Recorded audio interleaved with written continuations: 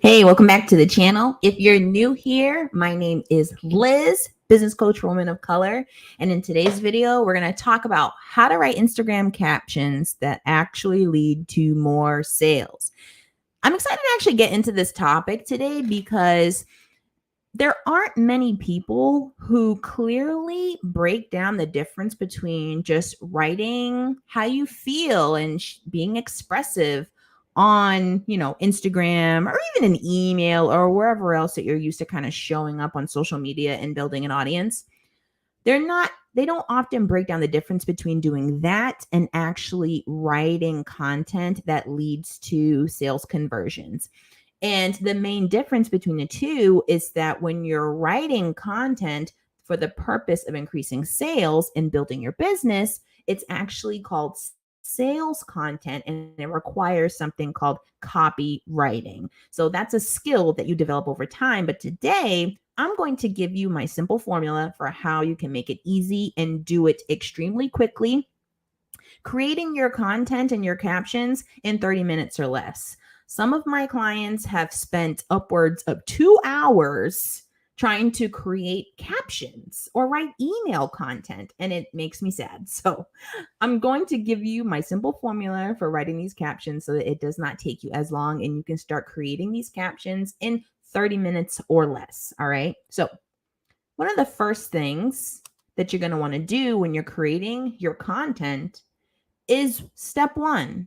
You have to acknowledge the existence of an issue. In other words, you have to identify a problem that the people you are trying to serve have. They have many problems. That's why you want to help them with your business, right? So identify one problem that you want to help them with. And to start off your content, you're literally just acknowledging the fact that this issue exists. So if their issue is, not feeling confident in themselves, or if their issue is, not knowing what to do for an exercise program, or if their issue is not knowing, how to start a YouTube channel, it doesn't matter. Like whatever the issue is that you're trying to help them with your business, in your content, in your marketing, you're going to first address the fact that this issue exists. So, step one, acknowledge that there's an issue. Step two, you're going to want to empathize with that person. And this is very different from just twisting the knife. So, a lot of sleazy sales tactics these days involve doing things like twisting the knife, digging into pain points. We've heard all of that countless numbers of times.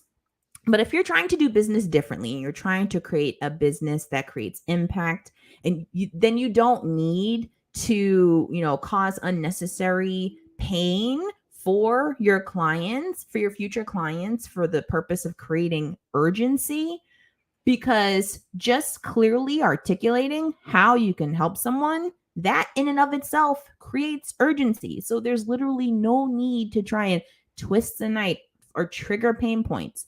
They know the issues they have, and you just empathizing with that person about how much that issue sucks is very different from twisting the knife, digging in.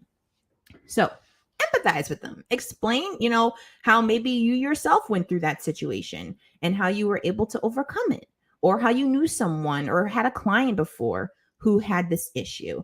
But you're basically, within your content, you're acknowledging that there's an issue, empathizing with this person so that they know they're not alone in this issue.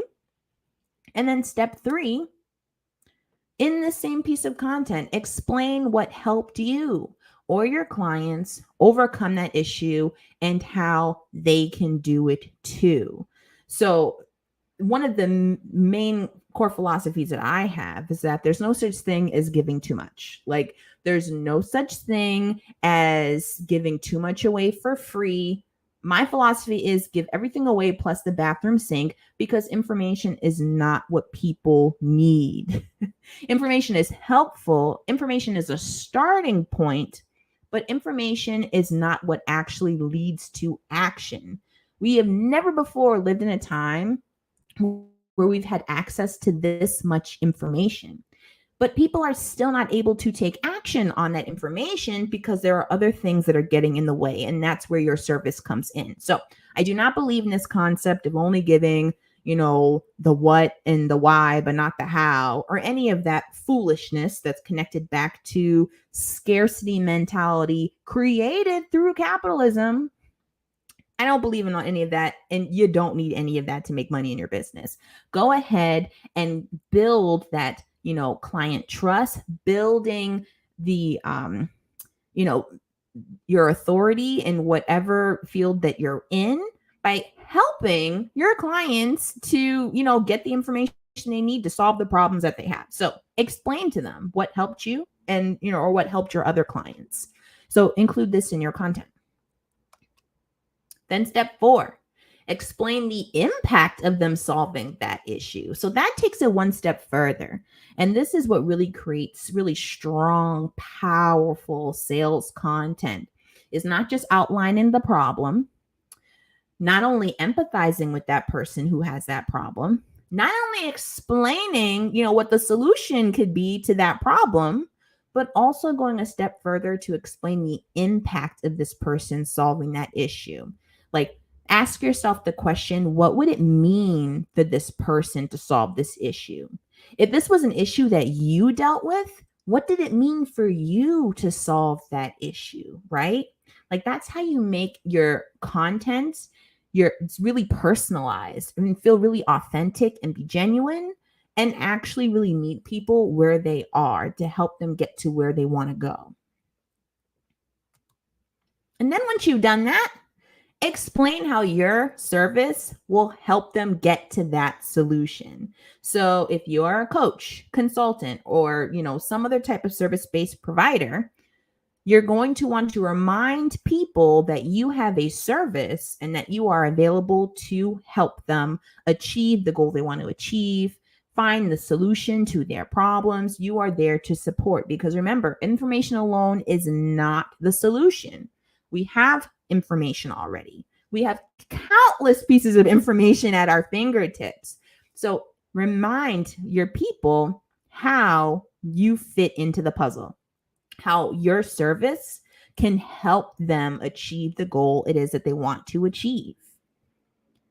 And then step 6, which is honestly one of the most important pieces of creating captions that lead to more sales, is not forgetting to add your offer at the end. Make sure that you add your offer at the end, the call to action that tells people where to go to start working with you. If there's a link they need to press so that they can book a sales call with you, or if they need to register for something, whatever it is that they need to do, what are the physical actions that they need to take to initiate the process to start working with you? That is the offer. And always make sure you include it, because you never know how many times, people have seen your content. You never know, how busy people can be. It's always best to make things as easy for them as humanly possible. And that means always reminding them where they can go to work with you, how they can work with you, reminding them that you have a business and a service available,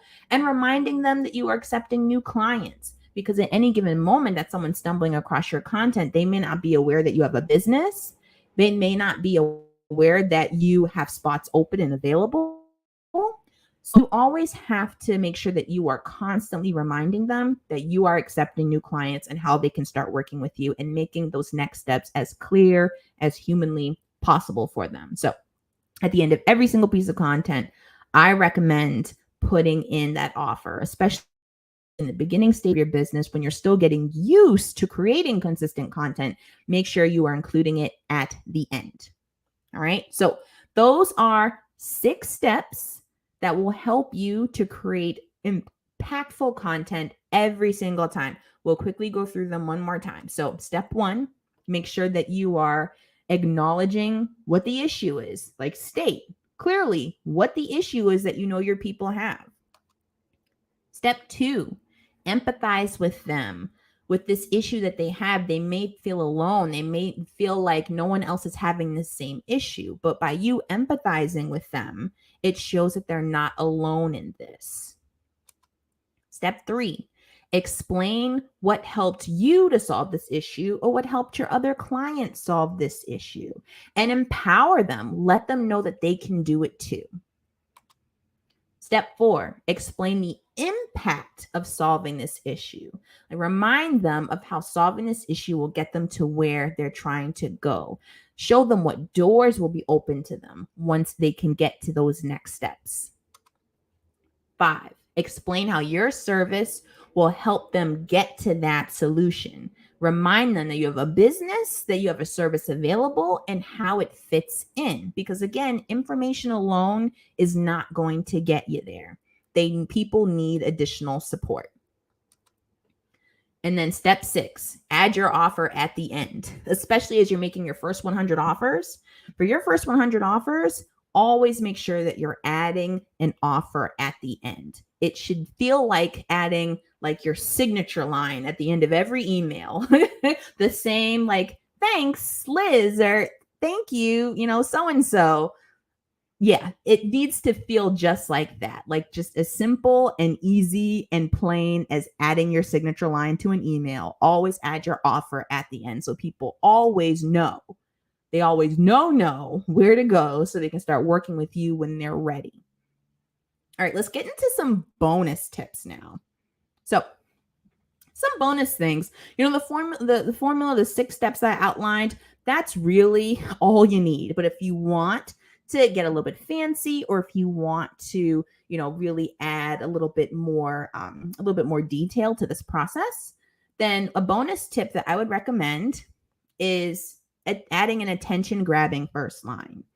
And an attention grabbing first line to the caption, this would be what people refer to when they say stopping the scroll, right? It's something that will get someone's attention so that they, feel, a desire to read the rest of your caption, right? So the first line doesn't have to be anything overly dramatic or crazy. It literally just has to be something that grabs someone's attention. And it can be as simple as just clearly outlining in the first sentence what the problem is. It could be in the first sentence stating, maybe like a strong, aspect of your philosophy that you believe in that might, be like news to your people in your audience, like something that will be different from the norm of what they're seeing, so that it will then excite them to want to keep reading your content. And bonus tip number 2, imagine that you're just writing to one person. When you build your business, you're literally building it one person at a time. You're literally helping your clients one client at a time. So make sure the experience is individualized. So as you're writing your content, imagine that you're just writing to one specific person versus to the masses, or, to people who, or to, some dark void, right? Like imagine that you're writing to one person who's having a specific issue, and making your content really feel, really individualized and customized to a person will help you further, because as you speak more closely to this specific person that's having this issue, then you're more likely to actually attract that person who has that specific issue versus speaking more broadly to an entire audience.